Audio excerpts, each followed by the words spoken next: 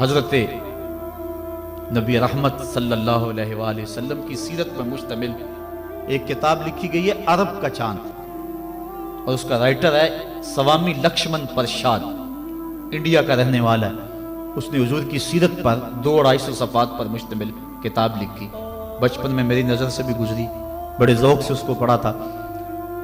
سوامی لکشمن پرشاد سے انٹرویو کیا گیا کہ تو نے حضور کی سیرت پہ کتاب لکھی ہے، اتنا بڑا کام کیا، تو کلمہ پڑھ کے حضور کا غلام کیوں نہیں بن جاتا؟ جس انداز سے تو نے محبت کے موتی بکھیرے ہیں اور الفتوں کے پھول اس کتاب میں تو نے اگائے ہیں، تو کیوں نہیں کلمہ پڑھ کے حضور کا غلام بن جاتا؟ تو لالو کا جواب سنیے، ہماری آنکھیں کھول دینے کے لیے کافی ہے، اور اتنا زناٹے دار تماچا ہے، اگر ہم محسوس کریں تو صدیوں اس کی کسک نہ جائے، اگر نہ محسوس کریں تو وہ ایک گاڑی کے پیچھے لکھا تھا، عقل نہ ہو تو موجیں موجیں، لیکن اگر سمجھنے کی بات ہو تو اتنی بڑی تنبیہ ہے کہ پاؤں کے نیچے سے زمین نکل جاتی ہے، اور ہمیں اپنے وجود سے شرم آتی ہے، ہمارے جسم کا ایک ایک رواں پسینے سے شرابور ہو جاتا ہے۔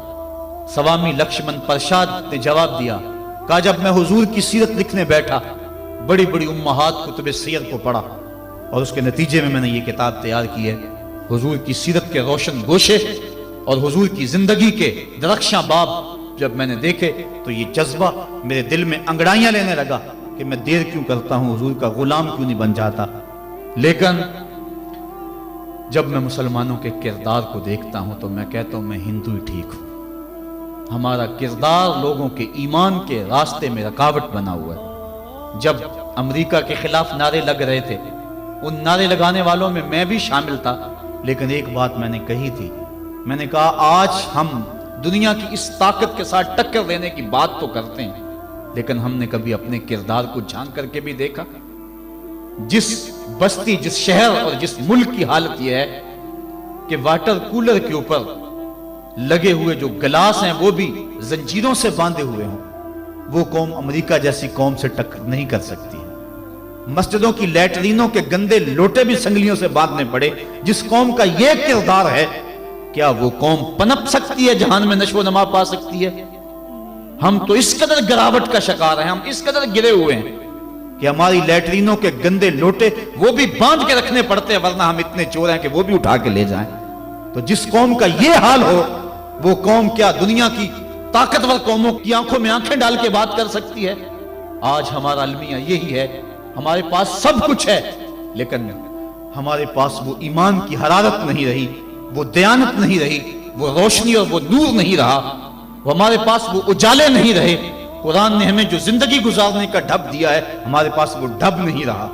ہماری زندہ لاشیں لوگوں کے ایمان کے رستے میں رکاوٹ بنی ہوئی ہے، ورنہ ہم اپنے صدر اسلام میں دیکھتے ہیں اور بعد کی کہانیاں پڑھتے ہیں تو دنگ رہ جاتے ہیں۔ امام محمد کا جنازہ اٹھتا ہے تو ایک یہودی آگے بڑھ کے جنازے کی چارپائی کو کندھا دینے کی خواہش کرتے ہوئے آگے بڑھتا ہے، اور جو ہی کندھا امام محمد کے جنازے کی چارپائی پہ چھوتا ہے تو اس کے لبوں پہ کلمہ جاری ہو جاتا ہے۔